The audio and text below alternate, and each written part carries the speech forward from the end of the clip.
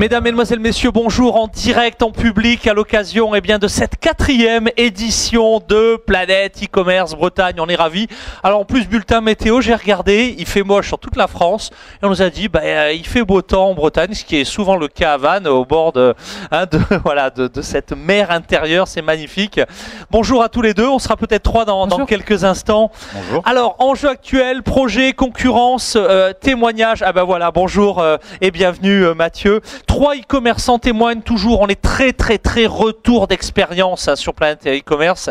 On est évidemment ravis quand les e-commerçants prennent un peu de temps pour témoigner avec nous. Alors présentation, honneur aux dames. Bonjour Claire. Bonjour. Alors Claire François, vous êtes la dirigeante de Brin de Mer. C'est ça. On est à Vannes, on s'y croirait. Brin de Mer, en quelques mots, l'aventure, alors l'expérience. L'aventure, elle a commencé en 2007, donc ça commence à faire un petit moment. Elle est issue, elle s'est pas improvisée, elle est issue d'un commerce traditionnel qui existe en Bretagne. Le but, c'était de créer mon emploi. Ah, qu'est-ce que vous vendiez voilà. Qu'est-ce que vous vendez? Je vends du vêtement marin, figurez-vous. Je vends de la vareuse, du ciré, de la marinière, enfin des choses qui font rêver en Bretagne, voilà, le pull marin.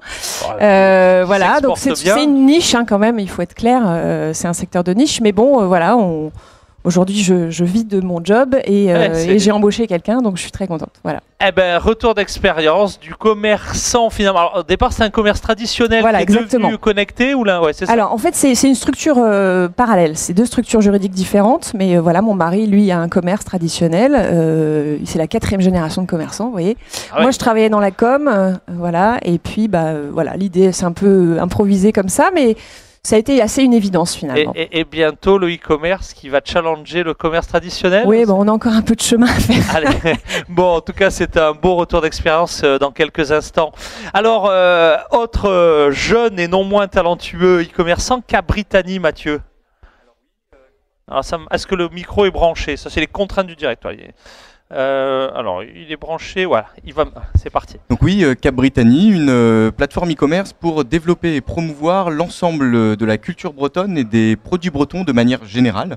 Donc l'ensemble de la production bretonne, du culinaire en passant par tout ce qui peut être objets, petits producteurs, artisans, et en association, donc avec une partie musique, livres et tout ce qui peut être lié à tout ce qui touche de près ou de loin à la Bretagne. C'est ça, pas seulement un site marchand, mais aussi un site communautaire de l'information, c'est toute la communauté, et j'imagine pas que la communauté qui vit évidemment ici même dans cette région, mais la diaspora bretonne qui est ça. À l'heure actuelle, forte et fière de ses racines. Exactement. À l'heure actuelle, on réalise entre un quart et un cinquième de nos ventes à l'international.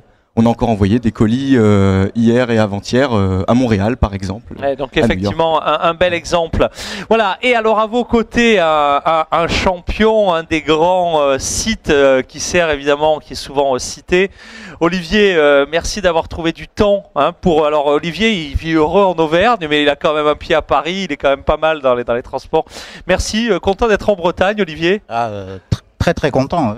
Je n'étais encore jamais venu à Vannes et je pense que je vais y revenir en vacances très vite. C'est malheureusement addictif, cette ville est addictive, elle est magnifique et c'est vrai qu'il y a une qualité. Ça manque un petit peu de volcan, mais c'est vraiment très beau. Ah oui, c'est ça, bon, il va falloir peut-être voir.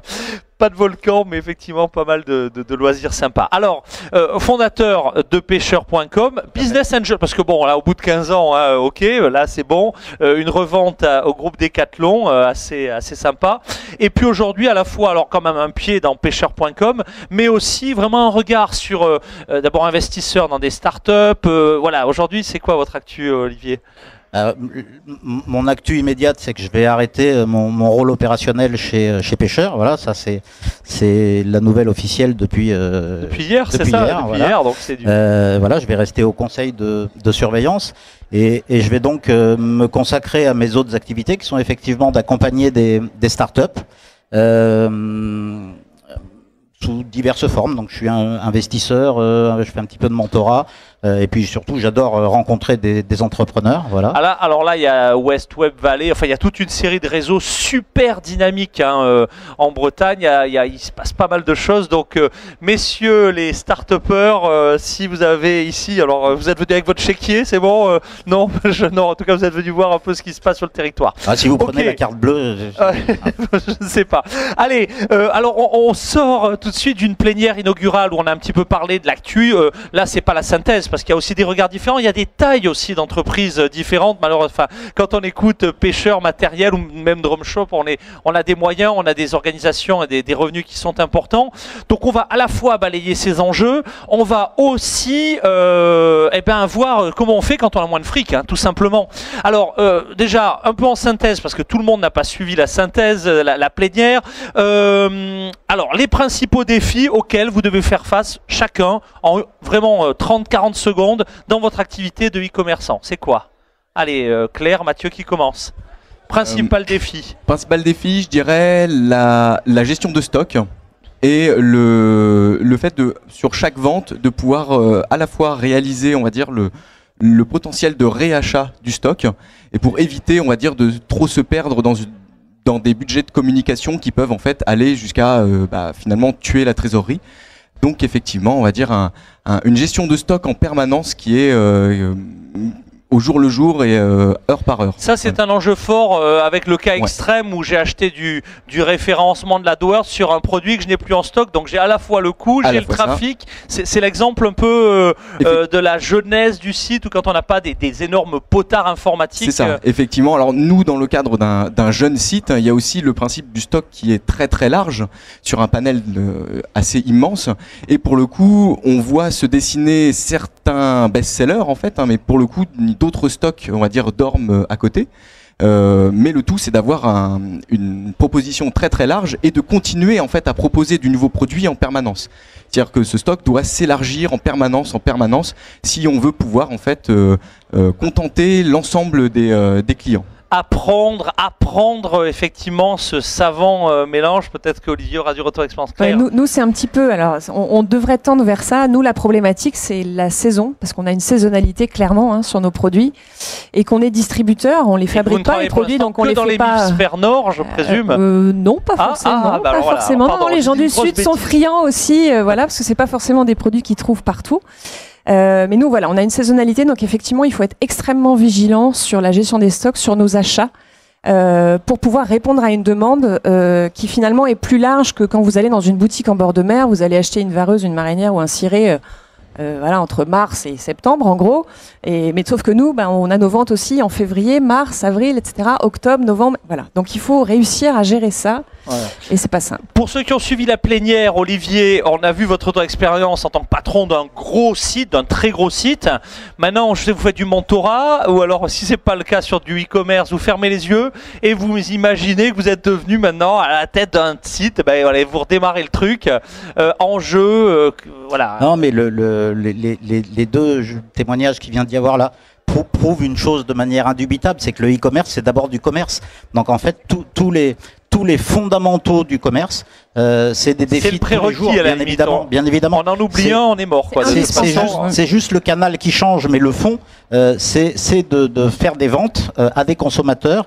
Après, la forme, au bout du compte, elle importe peu. Alors, c'est pas tout à fait vrai qu'elle importe peu, mais le basique, c'est que vous faites du commerce, donc avec des produits à acheter, à revendre, si possible plus cher que ce que vous les avez achetés, en incluant des frais marketing, etc. Donc ça reste très très très basique au départ. Basique. Alors on a bien évoqué ce matin le fait que l'amateurisme est de moins en moins excusable, pardonnable. On a ici la chance d'avoir sur le plateau vraiment les acteurs qui vont permettre de bétonner un plan d'action e-commerce. Maintenant, il y a toujours le complexe de la petite entreprise, Amazon, omniprésent, développement des places de marché, hausse régulière du nombre de sites, arrivée d'acteurs étrangers.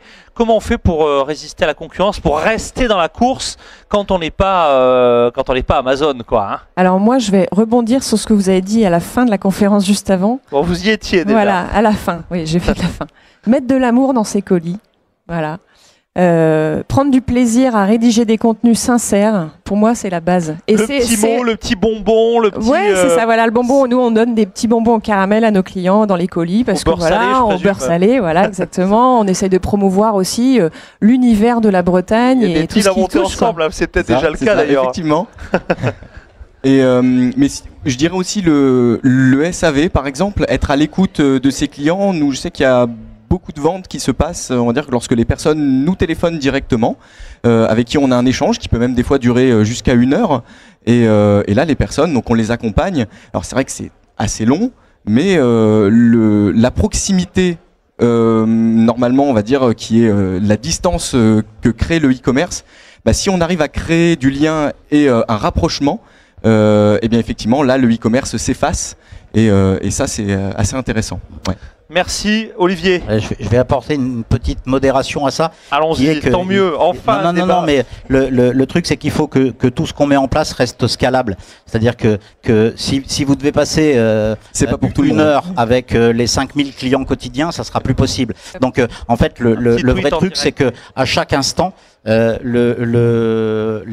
rapports qu'on a avec les clients doivent s'adapter et en fait c'est des paliers à passer, des marches d'escalier. Effectivement, il faut arriver à pas les prendre trop vite parce que c'est inutile et que ça coûte cher, mais en même temps il faut arriver à anticiper la marche d'après. Voilà, la scalabilité. Ouais, nous par rapport au SAV, effectivement il faut être bon là-dedans, mais l'important c'est d'être bon avant.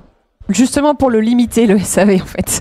Nous on fait tout pour. Parce que voilà, le but c'est de conseiller le client au maximum. En fait un truc très très bête sur le SAV, nous on s'est focalisé énormément là-dessus pendant très très longtemps et on continue très très clairement, mais il faut prendre en compte qu'en réalité ça va toucher 1% des clients. C'est-à-dire que des incidents, logiquement il y en a assez peu et que en réalité il faut aussi traiter les 99 qui n'ont pas eu de problème pour qu'ils reportent avec une vraie bonne expérience. Alors c'est parfait et la base c'est bien évidemment de gérer les incidents, la casse, etc.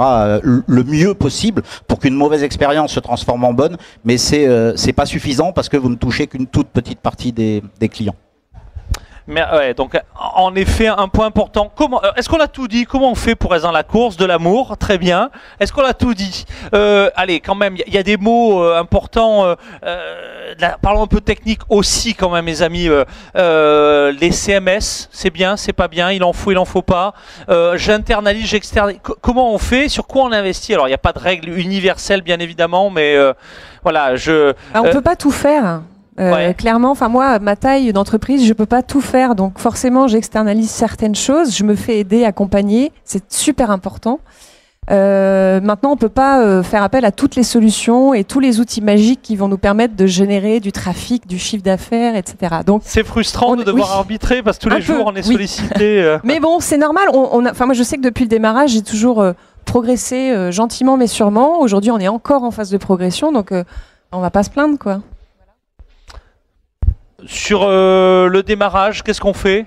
Les marketplaces, parce qu'on les écoute, faites pas vos sites, commencez par nous, vous serez tout de suite international, vous allez devenir riche et heureux. C'est vrai ce mensonge? C'est vrai, c'est pas vrai? Non, enfin tous les trucs qui vous disent que vous allez devenir riche et heureux, c'est pas pour ça qu'il faut faire les choses. Si c'était vrai, ça saurait. Non, mais si le but c'est ça, il y a toutes les chances de se rater. Donc il faut arriver à placer le cap sur sur autre chose, parce que des gens qui démarrent en se disant je vais devenir riche et célèbre, il y en a assez peu qui arrivent au bout. En général, c'est quand on a été sincère au démarrage. Si déjà on arrive à manger à la fin du mois, faire un peu de business. Et puis encore une fois, chacun a son projet de vie et puis une entreprise c'est aussi très vite un projet collectif. Donc je disais tout à l'heure en préambule que l'important c'était l'humain. J'ai pas changé d'avis depuis tout à l'heure. Bon, c'est une bonne nouvelle, voilà. Très bien. Voilà. D'autant qu'on est toujours en direct et toujours en public, donc je remarque que ça serait bien, ça serait un peu. Ok, alors on y va maintenant. Alors on a parlé de projets. Alors quels sont? Alors vous avez évoqué la partie back office. Quels sont les projets actuels à consolider, à développer dans votre activité? Alors nous l'idée c'est comment dirais-je, de communiquer plus sur la marque, puisque la marque Brin de Mer, elle a été déposée depuis le démarrage. Aujourd'hui, on n'est que distributeur. Enfin, jusqu'à présent, on n'était que distributeur. Et l'idée, c'est de véhiculer un petit peu plus et de communiquer autour de cette marque qui est Brin de Mer. Donc aujourd'hui, on a la chance d'avoir trouvé un partenaire pour fabriquer des pulls marins, par exemple, qui sont faits en Bretagne. Donc on est super fiers et on est content de pouvoir mettre ça en avant. Voilà, après, c'est d'avoir évidemment un site responsive. Voilà, c'est d'essayer de tendre un peu. C'est important, là, je m'arrête quelques instants sur cette notion de marque. On voit bien que quand on n'est que distributeur, et effectivement, on a un risque important, c'est que si parmi ces produits, on a du best-seller et que par malheur on s'est mis sur une marketplace, la marketplace, il y a toujours des risques de court-circuit et s'en preuve pas, il annonce. Donc c'est vrai que la valeur de marque, le fait, même si on a démarré comme distributeur, le fait d'avoir très vite une valeur de marque, c'est un axe de mise en sécurité clair pour un e-commerçant. Oui, clairement. Alors à plus forte raison pour les pure players. Un pure player, c'est dans les mois et les années qui viennent, c'est quelqu'un qui est coincé entre Amazon d'un côté et les retailers de l'autre. Donc avec Amazon qui a des qualités de service et des standards qui sont inatteignables et qu'il faut se garder d'essayer d'atteindre, comme je le disais tout à l'heure. Et puis de l'autre côté, les retailers qui sont aussi maintenant présents sur le mobile et sur Internet, etc. Et qui donc vont avoir des relations à 360 degrés avec les clients. Et le pure player au milieu, il a qu'une chose, c'est l'affect et la valeur de sa marque qui va faire que la relation qu'il a avec les clients va perdurer et va empêcher, alors c'est pas empêcher, mais que les clients vont faire le choix de s'adresser à lui parce qu'il est comme eux plutôt que d'aller chez Amazon ou chez les grands retailers. Donc la porte de sortie, elle est clairement là. Elle est clairement là aussi pour Google, pour les réseaux sociaux, etc. C'est-à-dire qu'une marque forte, même si c'est qu'une marque de distributeur, c'est-à-dire qu'il est possible de créer des marques de distributeurs. On voit bien que Matériel.net est une marque forte aujourd'hui, Pêcheur à son niveau aussi. Donc la marque est clairement aussi le moyen d'avoir des coûts d'acquisition et de pouvoir investir sur quelque chose qui est durable. La marque doit être durable. Transformer votre fonds de commerce en marque à valeur ajoutée, un axe fort d'ancrage de votre activité d'e-commerce sur la notion de marque. C'est ça, faire connaître sa marque. Alors s'appuyer aussi sur nos fournisseurs, hein, sur on va dire nous, je vois, on valorise pas mal de petits artisans, de petits producteurs, donc effectivement, qui eux pourraient peut-être vendre en direct, mais on va dire n'ont pas la possibilité et le temps de faire le travail sur Internet directement. Donc nous, on est là pour faire l'interface entre eux et le public. Par-dessus ça, je rajouterais aussi que nous, on a la chance d'avoir un groupement de magasins physiques derrière nous. Voilà, donc le groupement Kenstrol, composé de ces 5 librairies bretonnes indépendantes. Alors nous, on est une entité à part entière, hein, mais c'est vrai qu'on a la possibilité d'avoir un lien quand même avec le monde des magasins physiques. Donc le tout, c'est de créer une cohésion complète pour que le client puisse retrouver à la fois dans des magasins et sur Internet l'ensemble de ses produits, mais voilà, surtout valoriser un savoir-faire, un terroir. Enfin nous, c'est notre leitmotiv au jour le jour. Très bien. Je vous rappelle, hein, que vous pouvez réagir. Vous avez vu que j'ai l'œil sur mon petit écran. Hein, vos réactions, vos remarques, vos critiques, vos engueulades, c'est sur le hashtag PEC Bretagne en temps réel, ce qui nous permet également de réagir avec nos invités. Alors, les projets, la marque, la logistique. Olivier, vous qui regardez pas mal de e-commerçants, sur quoi ça bosse en ce moment? Beaucoup. Ça bosse, comme on disait tout à l'heure, sur la data, clairement. Data, c'est vraiment un mot très important. Parce que c'est à partir de la donnée qu'on va pouvoir travailler la fidélisation, apprendre à connaître ses clients, leur parcours, proposer de la personnalisation, des messages de plus en plus pertinents au bon moment, etc. Donc la data permet beaucoup de choses, mais elle fait pas tout. L'international est un vrai chantier. Clairement, on a des sites étrangers qui sont là, d'autres qui arrivent, et il n'y a aucune raison que les acteurs français n'y aillent pas, et il y en a beaucoup qui y vont. Alors c'est ça. Alors on y va, pas de complexe. Retour d'expérience sur l'international, puisque moi j'ai dit vous n'êtes pas dans l'hémisphère sud, mais la preuve que j'ai dit une énorme bêtise. Non. Alors, ça vient de partout les commandes. L'hémisphère sud, pour moi, c'est sous la Loire. Ah, voilà. Bah oui, d'accord, très bien. Non, parce que quand on parlait de saisonnalité, je me suis dit, on va vendre en Australie à je ne sais pas, Ushuaïa, là, il y a aussi besoin de vareuse et de ciré, il n'y a aucun problème. Non, mais c'est vrai qu'à l'international, nous, en tout cas, à notre positionnement et notre taille de boutique, c'est compliqué. Clairement, on n'a pas forcément des partenaires en termes de transport, logistique, tout ce qui est douane, tout ça, pour nous, c'est Enfin, voilà, c'est compliqué, mais parce qu'on a un panier moyen qui est de 30-50 euros. Quoi. Ouais. Donc, mais je vais vous engueuler, Claire, parce que c'est vrai que les e-marchands, on passe notre temps à les engueuler, parce que c'est vrai que l'international, c'est un peu compliqué, au sens, il faut changer de langue. Il faut changer de langue, il faut tout adapter, il faut avoir des bases éditoriales multilingues. Mais la francophonie, c'est-à-dire que là on change plus de langue, on s'adapte, d'accord, il faut s'adapter aux douanes, enfin à la douane en Belgique, j'ai cru comprendre que c'était pas au niveau européen ça va. Voilà, donc ça c'est bon, ça vous y êtes ou pas? Oui, on y est. Là c'est bon, vous aussi, alors, oui. À l'heure actuelle, toutes les ventes, enfin on estime, c'est vrai qu'on peut se fier au nom, prénom de la personne à qui on envoie, mais à l'heure actuelle, c'est beaucoup la diaspora bretonne qui nous contacte en fait et qui cherche à retrouver ses produits chez eux. À l'étranger, donc pour le coup, oui, il y a un travail permanent, on va dire, d'aller chercher et de promouvoir nos produits par rapport à ces personnes. Donc, mais c'est vrai que pour l'instant, la partie, on va dire en anglais, même si ça va venir, et la partie multilingue, on commence, on va dire, par les Français expatriés dans un premier temps. Ouais. Les Français expatriés, un bon levier. Olivier, alors vous dites pas de complexe, faut y aller. Oui, il faut y aller. Il ne faut pas y aller n'importe comment. Mais oui, il faut y aller parce que le e-commerce, c'est international de toute façon. Oui, et puis encore une fois, si on reste dans nos sabots franco-français en attendant que les autres viennent vendre leurs produits, on finira par avoir de très très mauvaises surprises. Donc bien évidemment, à un moment, il faut aussi aller conquérir des marchés. Internet permet ce rêve-là. Et ça fonctionne. Nous, on a attaqué le développement international en 2012. On a ouvert fin d'année 2012 les premières langues. L'année dernière, on a livré 55 pays en 7 langues différentes sur 150 000 produits. Et on a pas loin de 25% de notre chiffre d'affaires qui a basculé à l'international en 3 ans. Alors, c'est beaucoup de travail, c'est des investissements, on est d'accord, mais parce qu'on l'a fait aussi à marche un petit peu forcée. Mais aujourd'hui, on s'aperçoit que on est aussi, nous, sur un business, alors pas saisonnier, mais qui est très lié à la météo, et puis, comme tout le monde, à la conjoncture économique du moment, au moral, etc. Et que quand, à chaque fois qu'on rajoute un pays, en fait, on rajoute un pied au tabouret et il est de plus en plus stable. C'est-à-dire que s'il fait mauvais en France, il fait peut-être beau dans le sud de l'Italie, dans le nord de l'Angleterre, ou voilà. Et donc, bien évidemment, la première couronne, où il n'y a pas de problématique de douane, où il n'y a pas de problématique de monnaie en grande partie, permet déjà de faire des choses. Il y a des transporteurs. Il y en a de très bons ici, hein, nos amis de la Poste, Chronopost, c'est des solutions. Il y a plein de solutions. Les gens qui font des points relais sont présents en Espagne, en Belgique, etc. Donc, c'est ça.